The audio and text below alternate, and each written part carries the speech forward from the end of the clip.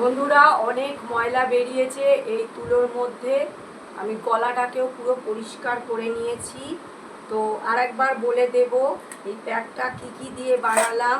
দেখো বন্ধুরা, দুধ আছে, মধু আছে, আর নেসকাফি আছে বন্ধুরা। তো এটা আমি প্যাক হিসাবে পুরো মুখটার মধ্যে ভালো করে লাগিয়ে নেব। তো এটা আমার মনে হয় খুব ভালো ক্লিন হবে, পরিষ্কার হবে। তো পুজোর আগে আমি কোনো বছরই এসব করি না বন্ধুরা। আমি ফেসিয়ালও করি না। যদি করে দেয় তো উনি লোটাস দিয়ে করে দেয়। তো ওনার তো আর সময় হচ্ছে না, তাই আমি একটু ঘরোয়া ট্রিটমেন্ট করে নেব। তো এটা 10 মিনিট রাখবো, ধুয়ে দেব।